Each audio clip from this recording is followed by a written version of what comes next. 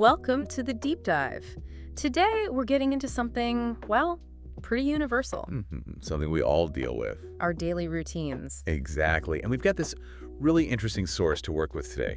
Yeah, it's a detailed chat from English Podcast Studio. Right, between two individuals, Emma and Jake. And they really walk through their habits, weekdays, weekends, the lot. It's not just a quick overview either. They get into the nitty-gritty. Totally. So our goal here, our mission for this deep dive, is to kind of pull out the key insights from what they shared. See what structures they use, where they differ, And maybe give you, the listener, some ideas or inspiration for your own day. Definitely. And what really jumped out at me right away was the level of detail. Yeah. It's so much more than just, oh, I get up, I go to work. They talk about specific things like, do they drink hot or cold water first? Tea or coffee? Right. Little choices, and even sort of their mindset around different parts of the day. It's fascinating. It really is. It makes you think about all those little automatic things we do. Okay, so let's dive in, starting with the morning. The all-important morning routine. So waking up, both Emma and Jake use alarms. That seems standard. But Jake hits the snooze button. Gets up maybe 6.15. Emma's closer to 6.30. No snooze mentioned. That little difference, maybe it says something about, easing into the day versus just getting up. Could be. Or just different body clocks. But what's interesting is the first thing they do. Water. Both of them. Yeah, reaching for water straight away. Which makes sense for rehydrating after sleep.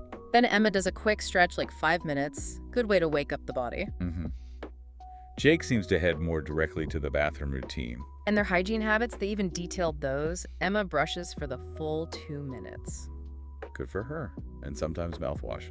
Jake's a bit more occasional as the mouthwash. They both shower with warm water. But Jake likes citrus body wash, kind of energizing, right? Yeah, you'd think so. Yeah. When Emma uses lavender. Much more calming. So maybe setting a different tone for their day right from the shower? Could be intentional, could just be preference. Then getting dressed, Emma plans her outfits. Oh, smart. Saves that morning decision fatigue. Totally. Jake's more spontaneous on that front. Light makeup for her, face cream and hair gel for him. Pretty standard grooming. Hair tied back for Emma, just combed for Jake. Okay, breakfast. Big one. Crucially, neither of them skips it. That's a good baseline. Definitely. Emma has oats and fruit, coffee with milk. Jake goes for toast and eggs, black coffee. Different fuel, different preferences, and eating habits. Jake eats at the table, tries to avoid his phone. Which Emma is apparently working on. That's relatable, isn't it? The phone distraction at meals. Oh, absolutely. Then after breakfast, Emma does the dishes right away, gets it done. Well, Jake sometimes leaves them. Different approaches there, too. And to-do lists. Right. Jake likes to make his the night before, get a clear start. Emma does hers in the morning. Maybe more flexible for things that pop up. Possibly. Okay, it's commute time. Both leaving around 8:30. Emma walks if she can. Nice way to get some movement in. Yeah, about 30 minutes for her.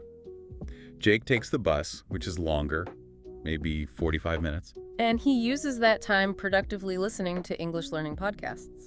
That's a great use of commute time. Emma listens to music or podcasts too, but maybe more general ones. So different ways to use that travel time learning versus maybe just zoning out a bit. Right. Now, arriving at work, what happens then? Pretty standard stuff, seems like. Greeting the team, grabbing coffee. The coffee ritual, yes. Checking emails, but prioritizing the important ones first. Then planning out tasks. Setting the agenda for the day. And their actual morning work looks a bit different. How so?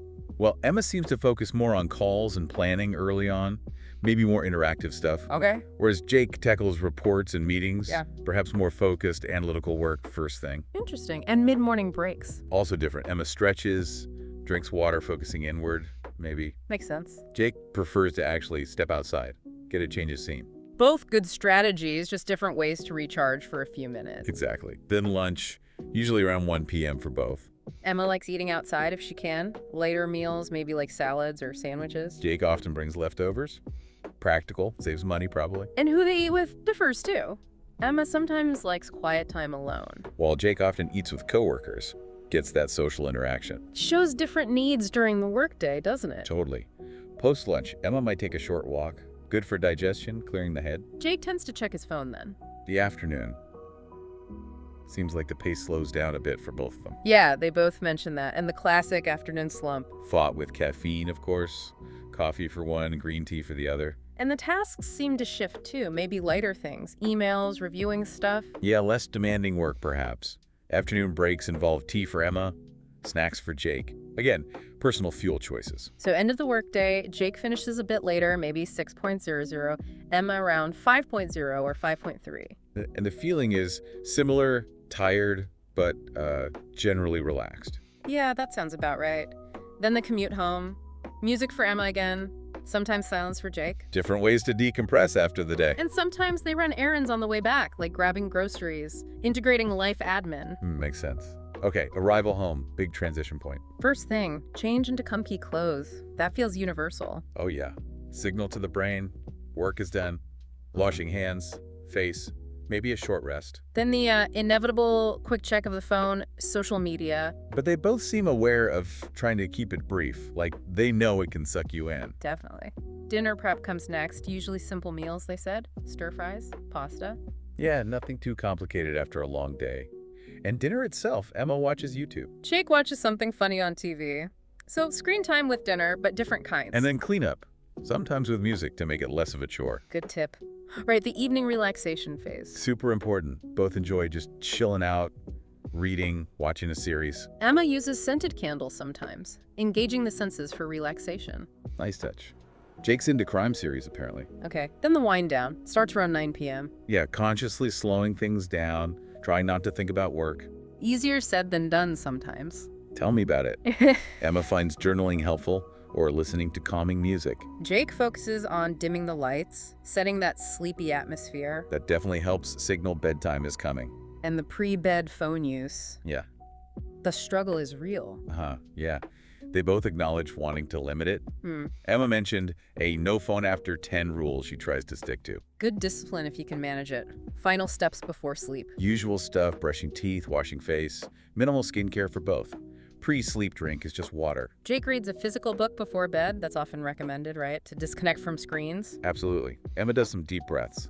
Simple, effective relaxation. And then sleep, aiming for around 10.3 to 11.00 p.m. Pretty consistent. Which is key for good sleep hygiene.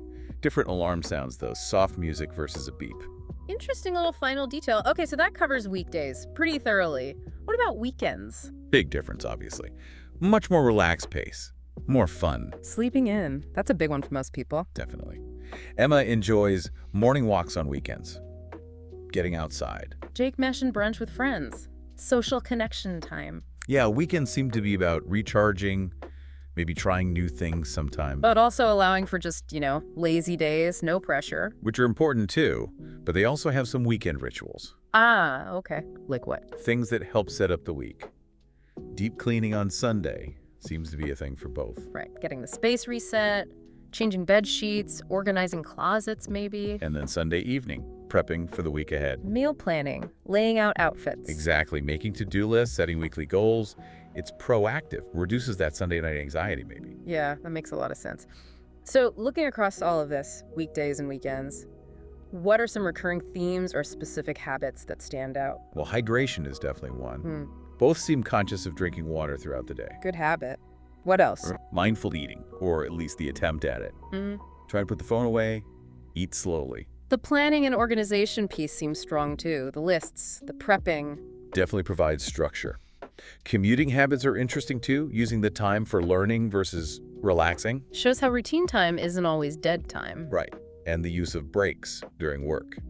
Consciously stepping away. Evening relaxation techniques, candles, music, reading, showing that deliberate effort to wind down. And sleep hygiene, the consistent times, avoiding screens. It's clear they value sleep. Weekends, balancing that rest and productivity, getting chores done, but also chilling out. Yeah, and specific little things they mentioned, like stretching, journaling, reading, even light exercise like yoga and jogging came up. These are all personalized self-care habits woven in. So when they reflected on routines in general, what came up? A lot about structure, time management, how routines help build good habits almost automatically. But also dealing with boredom, the need to switch things up sometimes so it doesn't feel like a rut. Exactly. The importance of breaks came up again. Using apps sometimes, like habit trackers or to-do lists. Oh yeah, tech can help or hinder, can't it? For sure. They touched on digital detox, routines for kids, planning the week, winding down effectively. Wow, they really covered a lot of ground. Things like routines before travel, rainy day routines. Sunday routines versus Monday routines, grocery shopping, lazy day routines, cleaning habits. Lunchtime consistency, naps, favorite habits like gratitude. Right. And also things to avoid like checking the phone first thing, multitasking too much, skipping meals, Outfit planning came up again. Ending the day well. Meditation, goal review. handling it when you fail at your routine, managing distractions, gratitude lists again. Even routines for bad days, morning mantras, the motivation behind routines, feeling better, stability, less anxiety. Tech-free hours, daily reflection, using alarms not just for waking up, but maybe for other routine steps. Sharing routines with family, desired additions like more reading. Yeah, even teaching routines to others. And routines that felt genuinely transformative for them, like waking up earlier. It's a rich discussion. It really is. So, summing it all up then, this deep dive into Emma and Jake's day. Well, it really shows how personal routines are, doesn't it? Hugely varied. Yeah, what works for Emma might not suit Jake perfectly, and vice versa. But underneath that variety, routines clearly provide structure. They help build habits, good or bad, actually. And contribute to, general well-being. Their conversation really highlights all those choices we make, consciously or not, every day. It does. The level of detail they went into is quite something. That's what I keep coming back to. It makes you pause and think, doesn't it? About your own day. Mhm. What are those tiny little moments, those maybe overlooked parts of your routine? Could looking closer there actually, spark an idea for improvement? Or even just lead to more self-awareness about your own patterns. Did anything they said give you that kind of aha moment about your own habits? Yeah, like thinking about something as simple as how they hydrate in the morning or the specific steps they take to wind down before sleep. Exactly. So maybe the final thought for you, the listener, is this. After hearing all about Emma and Jake's day, is there one small thing, maybe just one tiny tweak you might be curious to try in your own routine? Doesn't have to be huge. Sometimes, like you said, the smallest changes make a surprising difference.